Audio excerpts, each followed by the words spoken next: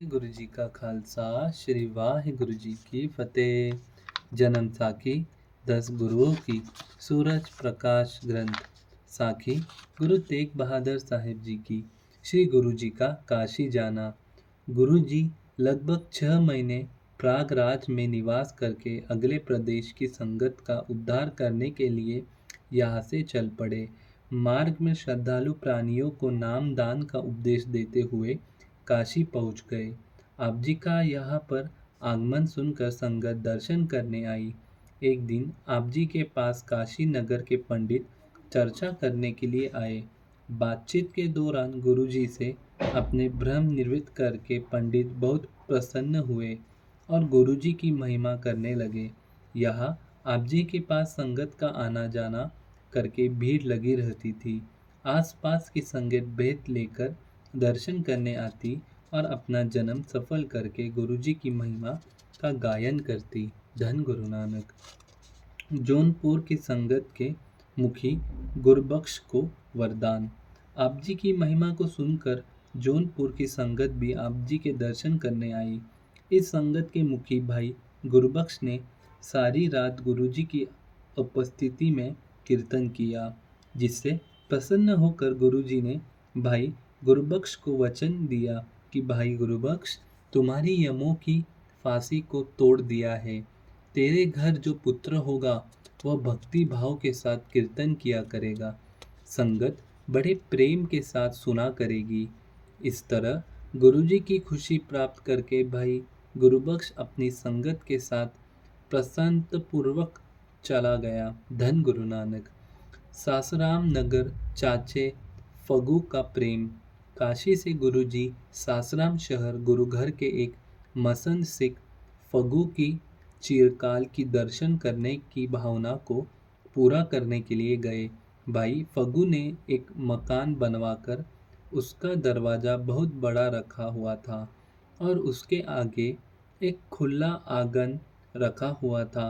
जब लोगों ने उससे इसका कारण पूछा तो उसने कहा कि यह घर मैंने गुरुजी के लिए बनवाया है कि जब आप जी घोड़े पर सवार होकर आएंगे तो उन्हें बाहर न उतारना पड़े, वे घोड़ों पर चढ़ाए ही मेरे घर के अंदर आ जाए।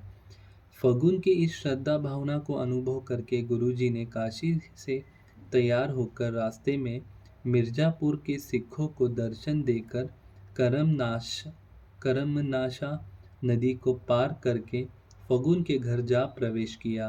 आप जी का इस तरह अचानक आना देखकर फगुन बड़ा प्रसन्न हुआ।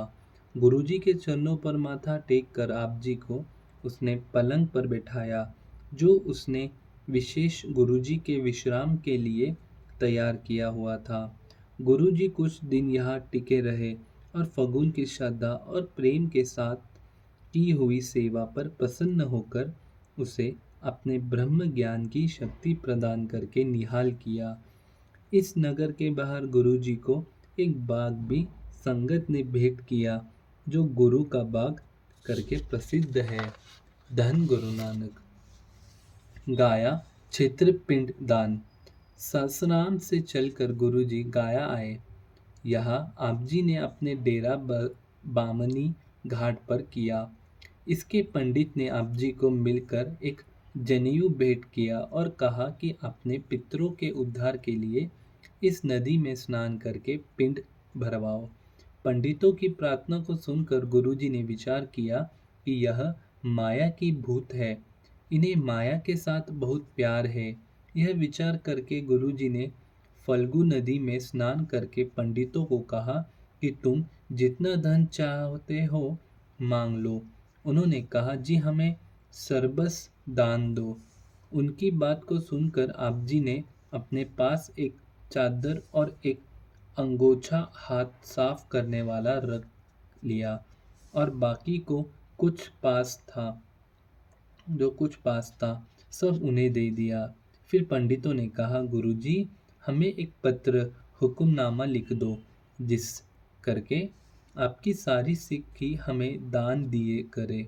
धन गुरु नानक। गुरुजी ने हंसकर कहा कि पंडित जी, इतना लोभ नहीं किया करो। जो कुछ प्राप्त हो उससे ही संतुष्ट रहना चाहिए। तदुपरांत एक रात यहाँ विश्राम करके गुरुजी परिवार सहित चलकर पटने शहर पहुंच गए। धन गुरु नानक। वाहिगुरु जी का खालसा, श्री वाहिगुरु जी की फतेह। धन गुरु नानक, धन गुरु नानक।